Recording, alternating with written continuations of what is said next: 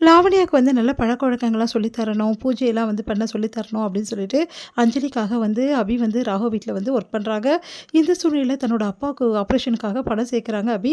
அதனால வந்து வேறு வழி இல்லாம அந்த ஜாப்க்கு போறாங்க. இங்க என்ன பண்றாங்க, அபி வந்து எல்லா வேலையும் முடிச்சுட்டு, "சரி நான் கிளம்புறேன்" அப்படின்னு சொல்லிட்டு பாட்டிக்கிட்ட சொல்றாங்க. "ரொம்ப லேட் ஆயிடுச்சும்மா, இதுக்கப்புறம் நீ கிளம்புறது ரொம்ப ரிஸ்க்கா இருக்கும். அதனால ஒரு நிமிஷம் இரும்மா, தனியா போகாத" அப்படின்றாங்க பாட்டி. "இல்ல பாட்டி, எனக்கு பழக்கம் தான், நான் போய் சேர்ந்துடுவேன்" அப்படின்னு சொல்றாங்க. "அதெல்லாம் கிடையாது. உன்னோட பாதுகாப்புக்கு நான் தான் பொறுப்பு. என்னால தானே நீ இந்த வீட்டுக்கு வந்த" அப்படின்னு சொல்லிட்டு அஞ்சலி சொல்றாங்க. அதனால நான் பாதுகாப்பா அனுப்புவேன் அபி. அதுக்காக நீ வந்து நான் சொல்றது கேட்கணும்னு சரி அப்படின்னு சொல்லிட்டு சொல்லிடுறாங்க.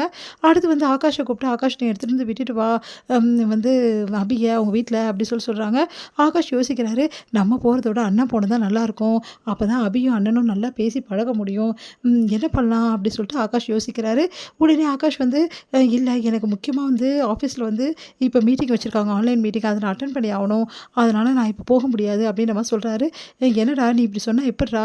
அண்ணன் வந்து ஃப்ரீயா தான் இருக்கு. அவருக்கு மீட்டிங்லாம் கிடையாது. அதனால அவரு போலாம் அப்படின்னோனே, உடனே வந்து அங்கேருந்து வராரு நம்ம ராகவ். ராகவ பார்த்துட்டு, "என்ன ராகவ், அபிய கூட்டிட்டு போய் உங்க வீட்ல விட முடியுமா?" அப்படின்னு சொல்லிட்டு கேட்டோனே, "ஐயய்யோ! நான்லாம் விட முடியாது. அவன விட சொல்லுங்க ஆகாஷ" அப்படின்னோனே, ஆகாஷ் வந்து, "என்னால முடியாது. எனக்கு வேலை இருக்குன்னு சொன்னேன்ல" அப்படின்றாங்க. "ஆன்லைன் மீட்டிங் தானே நான் அட்டெண்ட் பண்ணிக்கிறேன். நீ போ" அப்படின்னோனே, "உங்களுக்கு தெரியாதுண்ணா. ஆல்ரெடி நான் பேசின கிளையண்ட்ஸ்லாம் இருக்காங்க. உங்களுக்கு புரியாது.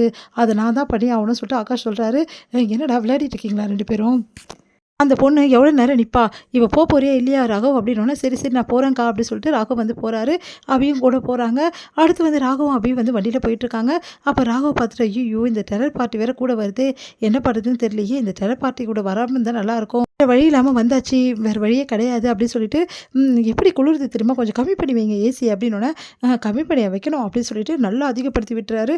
பயங்கரமா குளிருது அபிக்கு. அப்படியே உதர்றாங்க. உடனே வந்து பார்த்துட்டு பாவமா இருக்கு. உடனே என்ன பண்றாரு, சரி சரின்னு சொல்லிட்டு கம்மி பண்ணி வைக்கிறாரு. அடுத்து அபி என்ன பண்ணுறாங்க, "செமையா போர் அடிக்குதே" அப்படின்னு சொல்லிட்டு கார்ல இருக்க பாட்ட வைக்கிறாங்க. ஆனா வேணும்னே வந்து மாத்துறாரு வந்து ராகவ். அடுத்து வந்து அபி என்ன பண்ணுறாங்க, மறுபடியும் மாத்தி வைக்கிறாங்க. அவருக்கு பிடிச்ச பாட்ட வைக்கிறாரு. அபிக்கு பிடிச்ச பாட்ட வைக்கிறாங்க. அப்படியே மாத்தி மாத்தி 2 பேரும் வச்சுக்கிட்டே இருக்காங்க. ஒரு கட்டத்தில அபி வந்து வேணும்னே வந்து நல்லா வந்து இந்த சாங்க வச்சு விட்றாங்க. டெரர் பார்ட்டி சாங்கா. உடனே பார்த்து பார்த்து சொல்றாங்க, "நீங்க தான் டெரர் பார்ட்டின்னு" சொல்லிட்டு செம கிண்டல் பண்ணிட்டு வராங்க. இதெல்லாம் பார்க்குற ராகவ் வந்து செமையா டென்ஷன் ஆயிடுறாரு. அடுத்து வந்து நிறுத்திடுறாரு பட்டுன்னு.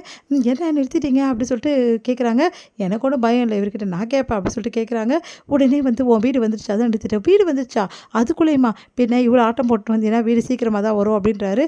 "இறங்கு முதல்ல" அப்படின்னோனே, சரி சரி ஓகே ஓகே நான் இறங்குறேன்" அப்படின்னோனே, "பார்த்தீங்களா காலம் எப்படிலாம் மாறி போயிருக்குன்னு சொல்லிட்டு, ஒரு நாள் என்னை இப்படியெல்லாம் பாடப்படுத்தி எடுத்தீங்க. இப்போ பாருங்க என் வீட்டுக்கே உங்கள் கார் வருது" அப்படின்னோனே, "அந்த சீன்லாம் ஒன்றும் கிடையாது புரியுதா? ஓவர் சீன் போடாத. நான் வந்து என் அக்காவுக்காக தான் எடுத்து வந்து விட்டேன்" அப்படின்னு சொல்லிட்டு, "நான் கிளம்புறேன்" அப்படின்னு சொல்லிட்டு காரை வந்து எடுத்து கிளம்புறாரு. ஓவரா பண்ணுறாரு. டெரர் பார்ட்டின்றது கரெக்ட்டா தான் இருக்கு. அப்படி சொல்லிட்டு போறாங்க அபி. இதோட முடியுது.